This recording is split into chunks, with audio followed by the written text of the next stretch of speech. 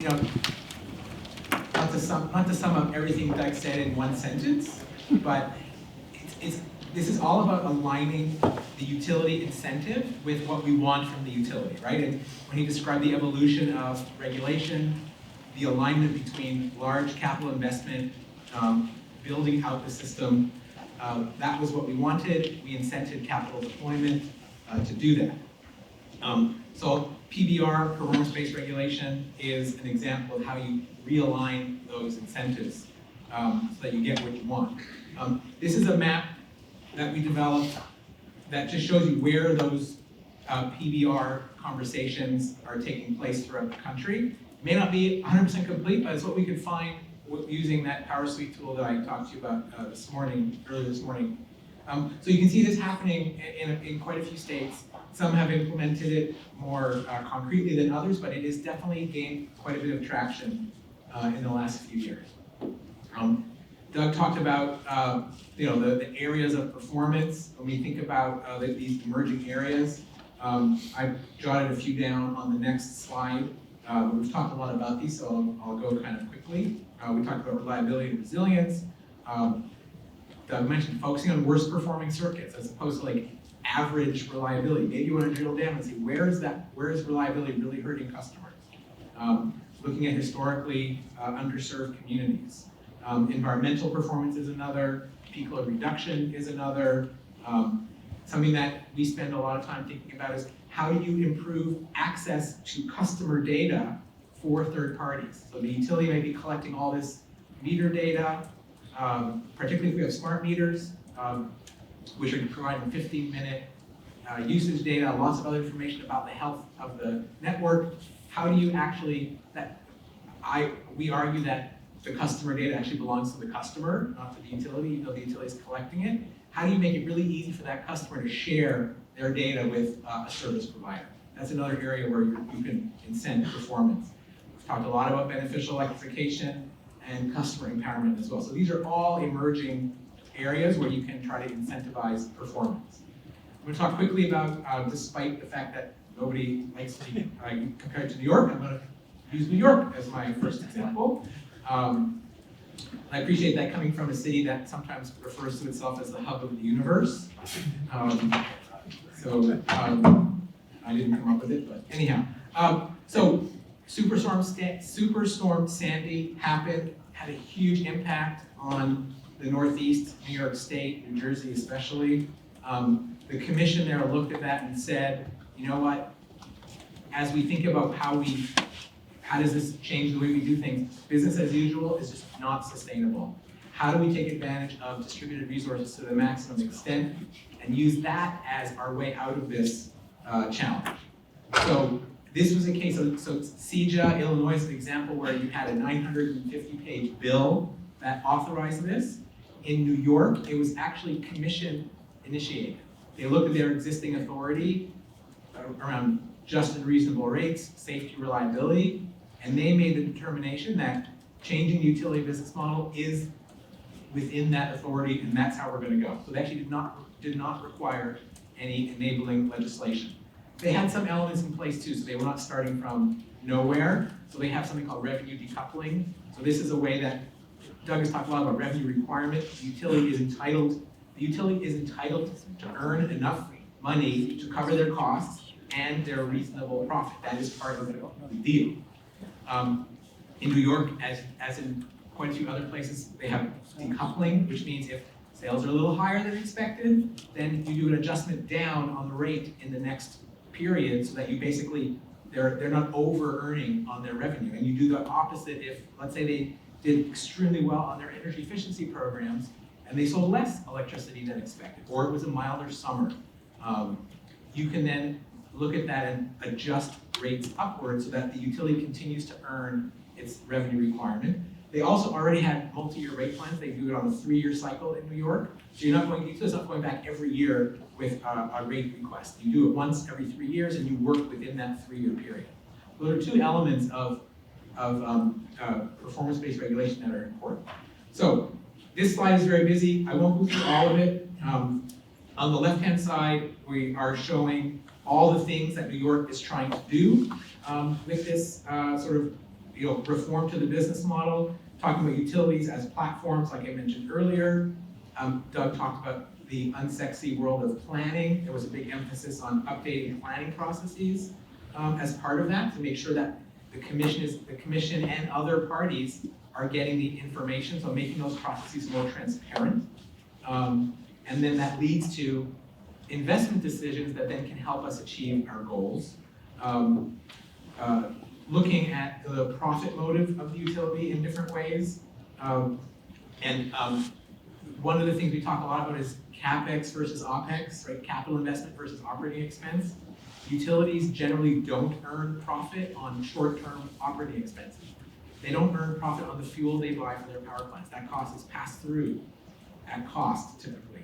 Maintenance, salaries, all those sort of short-term expenses are just passed through to the customer. Where the utility earns profit is on capital investment.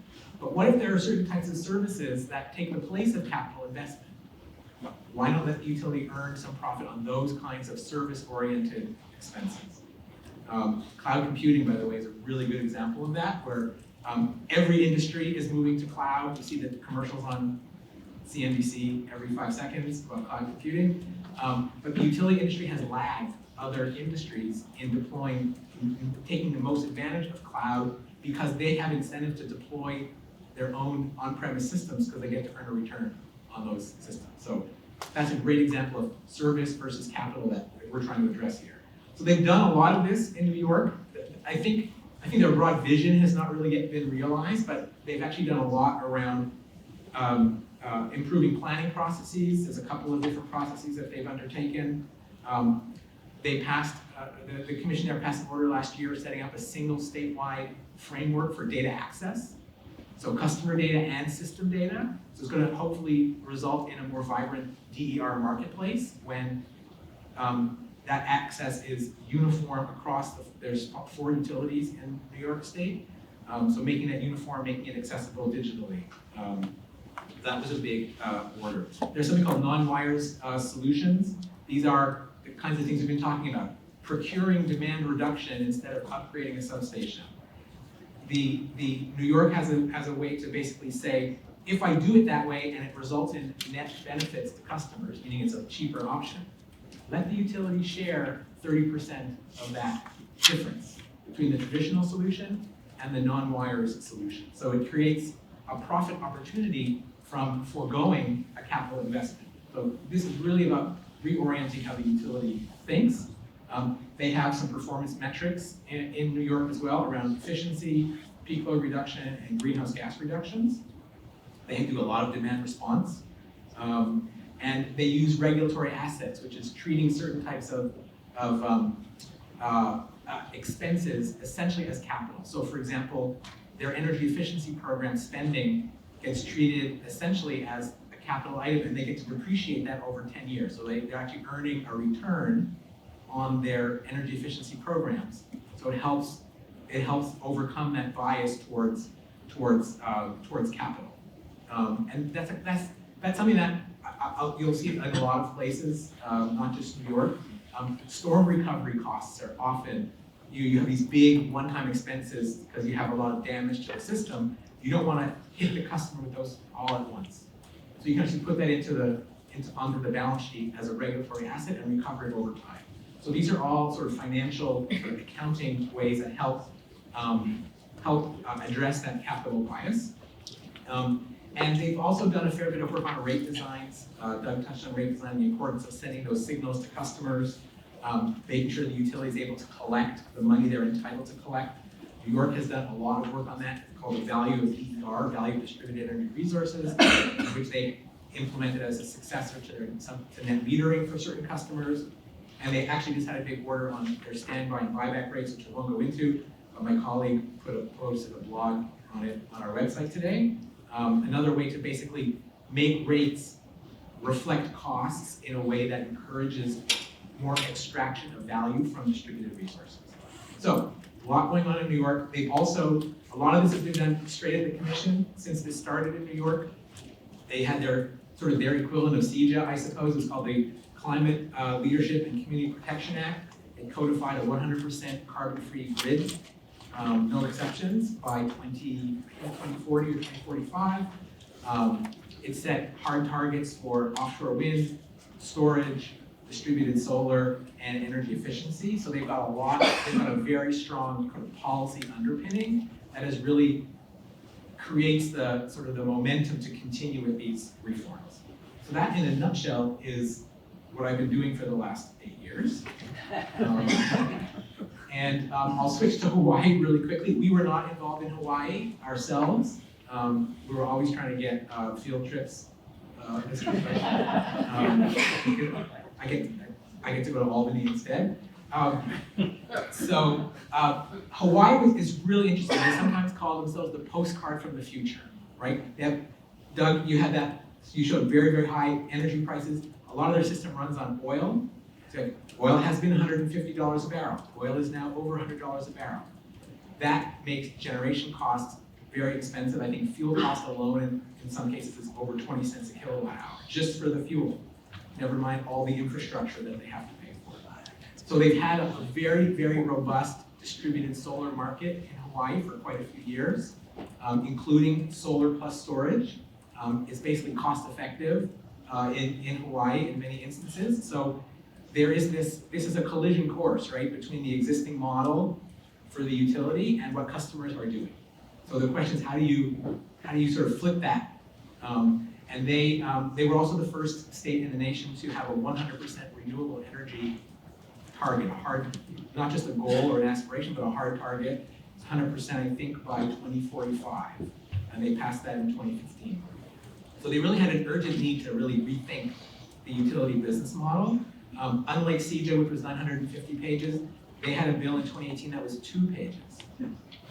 And the bill, I just excerpted a little piece of it, and it says, establish performance incentives and penalty mechanisms that directly tie an electric utility revenues to that utility's achievement of performance metrics and break the direct link between allowed revenue and investment levels. So this is just as plain as it gets. And then the commission kicked off a 2-year stakeholder process. I think they hired RMI, Rocky Mountain Institute was their facilitator.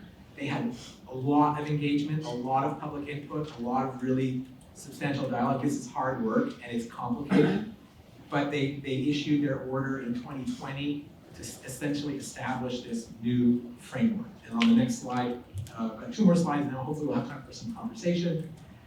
This is the essence of their PBR framework, it's a whole package. So it's not just PIMs, performance mechanisms, it's everything.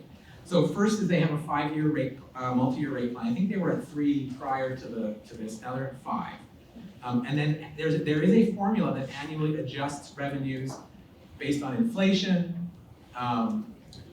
There's a sort of an efficiency adjustment to the assumption that the utility gets better at its job. So you can actually deduct a little bit of revenue as they get better. I think the default was to set it at 0 just to get started. But in theory, you can actually say, we're going to expect you to be getting better at your job. So all else equal, your revenue might actually go down year to year. They also had something called a customer dividend, which was just to return some value to customers straight away as part of that adjustment. But that's a formula that gets revisited once a year, and the revenue requirement, as it's called, is adjusted accordingly. And then they have a mechanism for exceptional projects, so something that is really outside the anticipated plan the utility needs to do. They have a way to recover those costs. So that's how they're tackling the top line, the revenue for the utility. They have a series of performance mechanisms, PIMs, performance incentive mechanisms. And they're also tracking a whole bunch of other metrics that don't have a financial penalty or reward tied to them, but it's what we sometimes call a scorecard. So they're going to say for these 5, there's actually financial implications, but we're also going to keep track of all this other stuff because it's important. And just the act of tracking it may lead to changes in behavior, or maybe 5 years from now they say, you know what, that should also be a PIM. So yes, we've been tracking it for 5 years. Now we want to put dollars against that. So they have a set of performance mechanisms. They have a process for doing pilots in an expedited fashion. We sometimes call this pilotitis, where utilities can do pilots on interesting technology or things for a long time and we don't get a lot out of it. So how do you really move that process along in an expeditious fashion? And then they had some safeguards. They recognize that they are trying something quite new here. There are clauses where they can go in and reopen that 5-year rate plan under, like, if a certain trigger is met. Either maybe costs are rising faster than expected, or whatever it might be. So they've given themselves that flexibility. So it's a really thoughtful process. And if you go into their website, or you just search for, Hawaii PBR framework summary, they have these nice 3 to 5 page summaries of the order. So you don't have to read the order, but you can read the 3 to 5 page summary that gives you a really nice sense of what they've done. And lastly, I'm just going to show you what their 5 PIMs, and the asterisk there, if you can't read the small print, is that they had existing PIMs for reliability and customer engagement. And the customer engagement is actually our call center performance. But they added 5 new PIMs. The first one is around, can the utility help achieve the renewable energy goals faster? And there is both a penalty and a reward associated with that PIM, so it's symmetrical. I don't think it's perfectly symmetrical, but it has upside and downside. They have a PIM around grid services, so I've actually talked about this a bunch of times. How does the utility procure services from customers or third parties? So they actually have an incentive around that's telling the utility, hey, if you figure that out and do more of that, we will reward you for that. And you can see that's a reward only. There's no downside if they fail to perform on that one. They have a PIM on interconnection. So what is that customer experience and the speed at which they are interconnecting new distributed resources? That one is symmetrical as well. They have one focused on LMI, stands for low and moderate income. This is a segment of the customer base that traditionally participates at much lower rates in energy efficiency programs. The payback can often be longer because they tend to be small users, and there's other factors. So getting LMI customers to really benefit directly and participate in these programs is an ongoing priority for commissions, and they created a PIM around that one as well. And then lastly, AMI stands for Advanced Metering Infrastructure. These are what you sometimes hear called smart meters.